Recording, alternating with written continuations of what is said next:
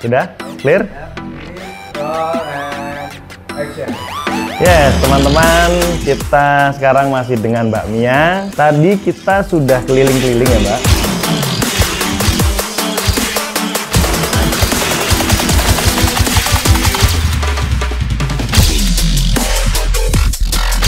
Jadi di bagian produksi, dapurnya dibuka, open kitchen, kitchennya di open. Kita tadi udah ngeliat ya dari tempat depan seperti apa. Ini benar-benar rumah yang disulap jadi workshop ya. Iya benar. Emang konsepnya ini rumah, maaf nih, ini rumah tua. Jadi emang tampak besar ya. Rumahnya emang tampak besar karena emang rumah dari rumah nenek. Kok ngomongin nenek sih, kata aja deh. Yang ini ngelantur saat ini. Oke. Ini rumah. Jadi emang konsepnya adalah workshop yang ada di rumah. Jadi sebelumnya buka laundry pun, laundry kiloan tadi yang kita lihat di sebelah tadi juga awalnya dari situ ya. Iya. Di situ laundrynya. Nah, flashback dulu Mbak. Apakah memang dari awal langsung bisnis laundry atau ngantor ya Mbak? Kalau basicnya saya ngantor Mas. Ngantor ya? Saya ngantor dulu. Sejak sebelum menikah saya ngantor. Menikah, baru menikah 2 tahun kalau nggak salah ya, kurang lebih 2013. Saya buka laundry rumahan. Rumahan sekali. Laundry rumah. 1 mesin, 1 setrika, hanger kawat. Udah itu aja modalnya. Kayak gitu. Di garis bawahi hanger kawat. Oke. Terus? Iya, kayak gitu. Oke, 2013 ya Mbak? Itu 2013. 2014 saya baru pakai setrika uap. 2015 baru kebuka ini. Ternyata laundry itu nggak sekedar cuci baju, terus keringin, packing, dan itu saja. Tapi ternyata laundry itu luas banget sampai, ya pokoknya kepala ini baru kebuka gitu. Baru kebuka 2015, 2016, 2017 saya kan ngantor nih. Pikiran mulai nggak tenang. Laundrynya juga lagi menanjak? Insya Allah begitu. Jadi pokoknya kalau udah mulai usaha jalan gitu ya, usaha jalan terus butuh sentuhan wanita gitu ya. Ya kita bahasanya gimana ya? Kalau dia handle sendiri sama suami, karena itu yang jalannya suami, enggak smooth gitu, enggak ya itulah aku bilang butuh sentuhan wanita. Jadi 2017 sudah mulai nggak tenang. 2018 saya stop full. Saya pulang ke rumah, saya nggak kerja, dan padahal status saya saat itu saya ini alhamdulillah karyawan perbankan di Bank Syariah nomor 1 di Indonesia. Bank Syariah nomor 1 gitu. Saya sudah disekolahin, jadi kalau sudah disekolahin kan levelnya udah dinaikin gitu ya. Itu kalau dibilang eman orang bilang eman gitu kan. Tapi saya pikiran nggak tenang, jadi saya harus pilih salah satu. Saya ngantor apa saya di rumah. Jadi 2018 saya stop kerja. Jadi dan saya fokus di sini jadi prinsip target sekarang. Menarik. Jadi udah berapa tahun Mbak kerja di kantor saat itu? Memang pindah-pindah atau cuma di bank itu aja dari awal kerja? Kalau di bank, di satu perbankan saja sih, di Bank Syariah. Sebelum perbankan? Nah sebelum itu saya dari lulus kuliah itu sudah langsung kerja Mas, alhamdulillah. Tahun berapa itu lulus kuliah? 2007 saya 3 tahun di Telkom, jadi customer service ya. PT Telkom. Hanya customer service, pelayanannya keren. Ya, itu di PT Telkom di Malang dan di kantor pusat. Di kantor pusat itu di Daten. Di Blimbing situ ya? Blimbing. Nah, kalau Blimbing Malang 2007 sampai 2010. Terus karena customer service kan PP, pegawai kontrak ya. Habis itu stop juga, terus pindah ke PT Telkomsel. Di Surabaya. Di Surabaya 2 bulan, saya pulang kampung di Kediri karena firasat saya saat itu saya nggak pengen jauh-jauh lah, saya kayaknya harus kembali ke Kediri. Dan diterima di Bank Syariah ini. Jadi mulai tahun 2010 sampai 2018. 8 tahun kerja, menurut saya ini cukup lah, ilmunya sudah banyak alhamdulillah, dan saya kembangkan sendiri di rumah. Nah, yang menarik adalah ini kan, apakah sudah kepikiran dari awal bahwa akan fokus di bisnis Mbak? Enggak Mas Afi. Enggak ya? Cita-cita saya itu dulu karir woman gitu. Saya tuh suka lihat perempuan berseragam, kayak gitu lah. Berseragam, rapi, kalau makannya itu wah mannernya bagus sekali kayak gitu. Tapi saya kan udah ngerasain di Telkom, Telkomsel dan di bank gitu kan. Ternyata semua palsu. Gimana ya realitanya gini, saya berangkatnya memang basicnya seperti ini ya, itu maksudnya bukan palsu sih, saya menganggapnya nggak sesuai aslinya saya gitu. Ternyata aslinya saya itu bukan seperti itu. Jadi memang di framing, dikondisikan seperti itu. Yes, sandiwara lah. Dan dipaksa ya. Ya kayak gitu. Jadi hidup kita itu kayak ada skenario-nya. Kalau saya full di sini kan saya bisa liar. Liar. kan kita bisa artinya gini, dalam konotasinya jangan negatif, positif ya. Kita bisa seluas mungkin mau eksplorasi, terus pergerakan kita juga nggak ada yang ngebatsin kayak gitu. Dalam konteks positif ya, artinya dihubungkan dengan pekerjaan. Dan ini memang akhirnya kan jadinya kan boosting ya, kayaknya laundry karpet Kediri, rumah laundry ini kan semakin luar biasa. Jadi ini kan kolaborasi couple-planner lah. Ya, couple-planner benar. Sebelumnya suami full di bisnis ini, sekarang istri bantuin. Paling tidak kan biasanya kalau cowok yang ngurusin kan kalau nggak punya admin kan berantakan itu administrasinya. Berantakan administrasinya, ruangan produksi juga lebih berantakan lagi. Kayaknya iya Mas, itulah aku bilang butuh sentuhan wanita. Jadi memang kita berdampingan, mungkin memang ditakdirkan kerjanya ya harus bersama-sama. Terus bagi tugas itu berarti Mbak antara suami dan istri gitu? Ya naluriah aja sih kalau bagi tugas. Kayaknya memang ketata sendiri. Saya bidangnya di luar ya, kayak pemasaran, marketing. Cocok, marketing cocok banget. Sosmed kayak gitu kan aku yang handle. Tapi kalau produksi misalnya laporan, kebetulan kan alhamdulillah nih sekarang sudah ada tiga laundry. Jadi sejak resign itu 2018, sekarang 2020 udah ada 2 cabang di luar. 2 laundry gara-gara resign dari perusahaan karena fokus akhirnya bikin 2 laundry teman-teman. Tambah 2 cabang maksudnya. Ya, tambah 2 cabang. Ya, mudah-mudahan mohon doa restunya gitu ya, 2021 nambah lagi. Tiap tahun nambah 1, kalau perlu 2 dan 3 ya? Ya, minimal 1. Minimal 1, maksimal ya mudah-mudahan biar ketularan sama suksesornya perlaundryan di Indonesia. Dan konsepnya kalau yang cabang ini apa Mbak? Tetap laundry kiloan dan laundry karpet, jadi outlet juga ya di sana, drop point ya. Cuma terpusat di sini atau cucinya di sana aja? Kalau yang di outlet sewa kios itu tadi, dia bagian produksinya hanya baju kiloan. Oh, kiloan aja. Kiloan dihandle oleh teman-teman sama tim. Yang satuan semua dibawa ke sini. Semua satuan, apapun itu. Semua satuan ya harus di bawah pengawasan saya. Jadi central workshopnya untuk satuan itu di sini ya. Iya. Keren. Nah, penentuan sewa tempat itu kalau di Kediri seperti ini, di Jawa Timur, itu kalau menurut Mbak Mia itu di angka berapa sih menurut Mbak Mia itu? Sewa tempat itu menurut saya itu layak di angka sekian nih. Kalau di angka sekian kayaknya misalnya 50 juta kemahalan misalnya gitu. Rata-rata dianggap berapa sih? Kalau survei kan pasti survei ya. Kita kami dulu waktu cari-cari itu survei sebelum deal itu nemunya di angka 20 jutaan ya. 20. Ruko saya 2 itu 20-an. 20 juta. Ukuran berapa ya? Yang pertama ini kecil banget sih, 4x7 aja. 4x7 itu aja cuma bisa dipakai produksi kiloan. Kan udah penuh meja, mesin, dryer udah penuh. Jadi semua satuan dibawa ke rumah. Tapi yang sewa kedua ini 20 agak luas. Agak gede. Ya, 7x20. 7x20. Di luar itu banyak Mas, mau nyari sewa yang 25, 30 ya banyak. Di bawah itu juga banyak, yang masih di bawah 15 itu masih ada. Nah, berarti kan Mbak Mia sudah punya target nih, ke depan kan akan nambah cabang lagi dan sebagainya. Insya Allah. Pertimbangannya apa Mbak untuk nambah cabang ini? Pertimbangan, karena udah terjun total, bisnis ya, couple-planner, apalagi kalau nggak pengen mengembangkan usaha. Benar. Jadi brandingnya juga biar terkenal juga ya. Semacam itu lah. Kan pengennya number one. Kediri laundry karpet nomor 1 ya laundry karpet Kediri. Nancep banget ya. Nomor 1 gitu. Oke. Berarti memang pertimbangannya memang secara branding memang biar dikenal luas dan pengembangannya memang menambah cabang ya. Iya. Nah, kalau nambah cabang sendiri misalnya 2 laundry selama ini apa ya, cara menentukan titiknya seperti apa Mbak kalau nambah cabang? Apakah disurvei dulu areanya, survei kompetitornya, lokasinya harus seperti apa? Mungkin bisa kasih tipsnya Mbak. Karena ini rame semua loh cabangnya Mbak Mia ini. Amin. Nanti kita bisa lihat beberapa cabangnya. Ya alhamdulillah. Maksudnya mungkin itu gantinya dari yang di atas ya. Setelah saya resign dari perusahaan, dari bank, kemudian pulang saya kan non gaji ceritanya. Kalau resign itu kan nggak ada pesangon, nggak ada apa-apa. Iya. Istilahnya 0 rupiah. Kan. Kecuali dipecat ya.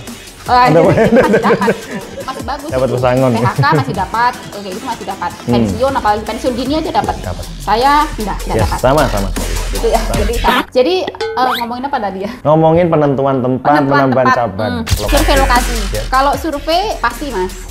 Padahal kita nggak tahu, yang penting kalau nggak dicoba kan nggak tahu ya. Pokoknya survei aja, lokasinya kayak gimana, terus sekelilingnya kayak gimana, kompetitornya seperti apa. Bisa jadi sekelilingnya itu sudah ada laundry, terus kita pasang di situ kayak gitu. Atau kalau kebetulan saya ini yang nggak terlalu ada laundry. Di sekitarnya itu nggak terlalu ada laundry, terus pemukiman, jadi rumah penduduk itu ya, pemukiman, terus daerah pemukiman. Ya, daerah pemukiman yang saya bukan kos-kosan. Bukan kos. Pemukiman, jadi perumahan kayak gitu aja. Dan ya alhamdulillah itulah sebagai gantinya gajiku yang dari perusahaan. Oh, lebih dari itu kayaknya. Amin. Lebih dari itu. Kalau kita lihat sih pasti lebih dari itu, karena kita ya teman-teman udah bisa ngeliat sendiri ya tadi. Karpetnya ada berapa, sofanya ada berapa, itu per hari, teman-teman. Nanti yang penting disyukuri. Yang lebih mahal itu gini, jadi bukan nilai materi atau uangnya teman-teman yang ngeliatin ini ya YouTube-nya Mas Apik, tapi ada yang nggak bisa dinilai dengan uang. Saya bisa di rumah, bisa dengan anak, bisa dengan keluarga. Ya interaksi dengan keluarga itu kan lebih intens. Apalagi saya perempuan, saya nggak harus ngoyo kok sebenarnya kayak gini kan. Tapi memang jiwa saya mungkin antusiasnya tinggi. Nggak bisa diem kayak. Nah, nggak bisa diem kayak gitu. Jadi meskipun uang itu sebentar disebelahin dulu, tapi saya di rumah bersama keluarga ini nggak bisa dinilai dengan uang. Itu berkah ya. Amin. Berkah yang luar biasa ya, bisa dengan keluarga. Amin. Bisa ngurus suami, anak-anak ya. Ya, dan sambil ngejalanin usaha.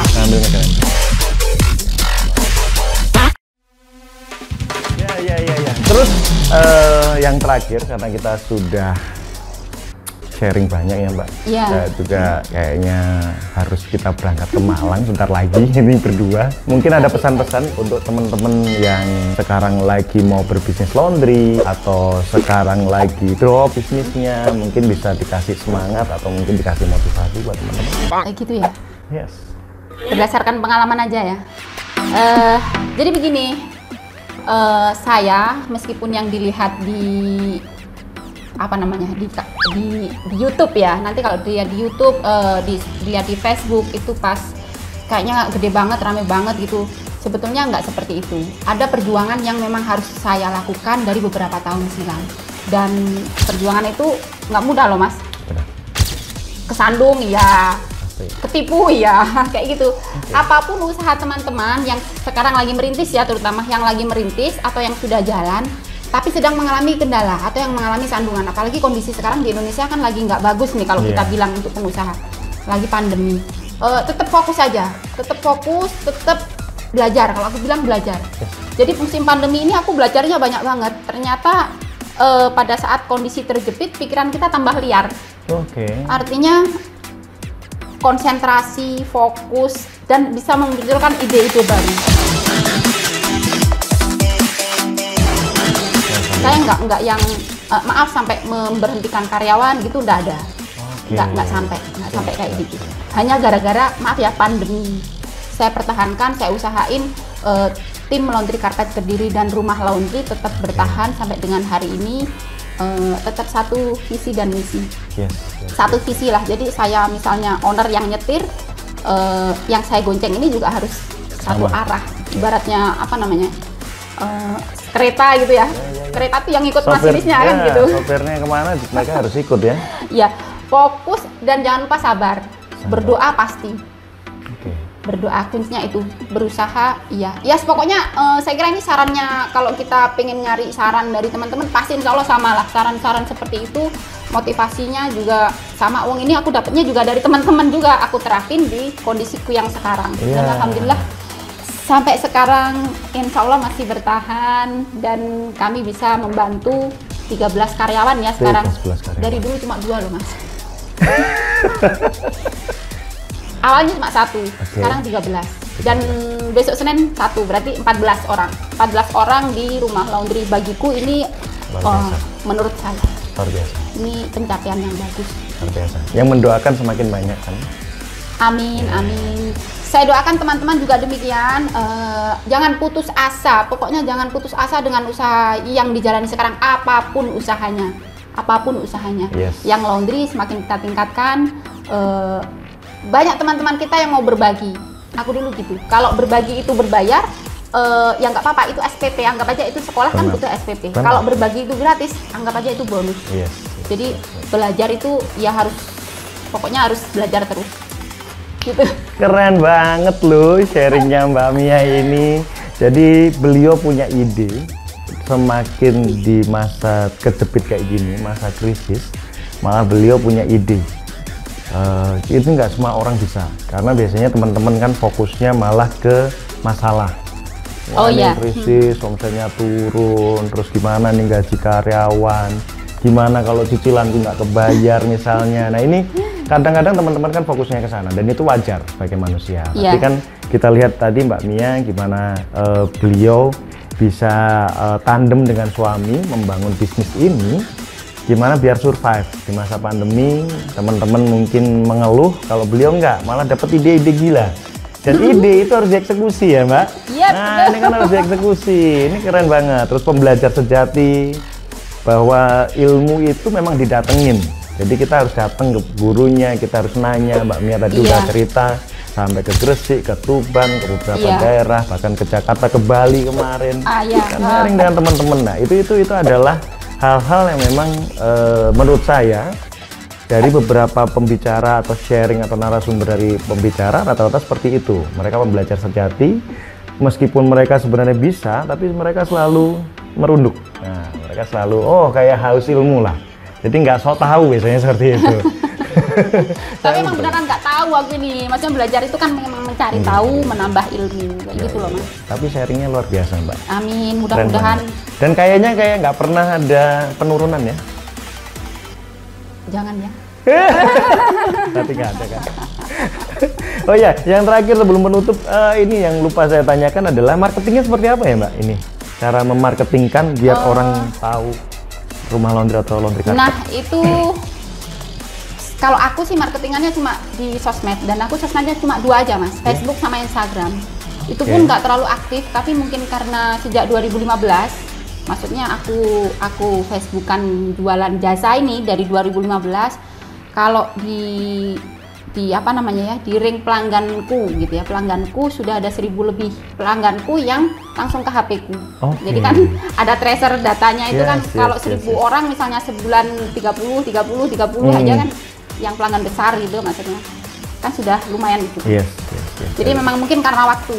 Ada orang yang suksesnya itu 1 tahun langsung sukses, artinya usahanya udah jalan gitu kan, udah autopilot. Kalau saya 5 tahun masih proses belajar, kan aku 5 tahun nih laundry carpet.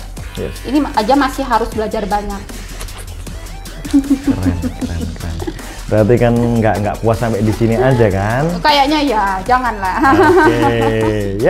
Oke. Kayaknya cukup ya teman-teman. Nanti kalau pengen nanya-nanya secara detail, bisa di komen di bawah. Teman-teman bisa komen atau bisa nanya langsung DM-nya Mbak Mia di Instagram maupun di Facebook, di inbox. Silahkan teman-teman bisa nanya di sana. Nanti kita cantumkan, kalau memang nomor telepon boleh dicantumkan. Nanti di description kita juga cantumkan di sana. Facebook dan IG-nya ya, Laundry Carpet Kediri. Oke, di bawah sini nanti akan muncul kok, Mbak. Santai saja, Mbak. Nanti adminnya langsung sampai nih, Mbak. Iya, itu yang pegang langsung aku. Jadi memang sosmed aku. Kan aku nggak ada kerjaan. Kerjaannya. Sering-sering teman-teman main ke sini ya, karena banyak ilmu yang akan di-sharing oleh Mbak Mia maupun sang suami, Mas Adit. Tadi masih di belakang, nanti kita ketemu dengan beliau juga. Kayaknya cukup dari saya. Saya terima kasih banyak Mbak Mia. Sama-sama. Sudah mengizinkan kita untuk memporak-porandakan, mengacak-ngacak laundrynya, dan dadakan banget datangnya ini surprise tadi. Lagi tadi. Asik, surprise. Padahal udah. Surprise beneran. Langsung wawancara tanpa persiapan. Hijabnya aja ganti. Tolong diperhatikan antara tadi jalan-jalan sama sekarang beda. Ya, terima kasih banyak atas keramah tamahannya bersama tim yang ada di sini. Semoga semakin sukses bisnisnya. Laundry Carpet Kediri mewujudkan cita-citanya menjadi laundry carpet terbesar bukan hanya di Kediri, di Jawa Timur maupun di Indonesia. Mudah-mudahan amin. Diamini, ini doa baik. Doa baik di hari Jumat lagi. Oke. Semoga teman-teman yang nonton mendapat insight yang berharga, dapat masukan yang berharga dari video yang kita share hari ini. Jangan lupa follow IG-nya Laundry Carpet Kediri dan Facebook-nya. Oke. Saya Apik Primadia dan saya Mia. Kami undur diri, sampai ketemu di video berikutnya. Bye bye. Thank you.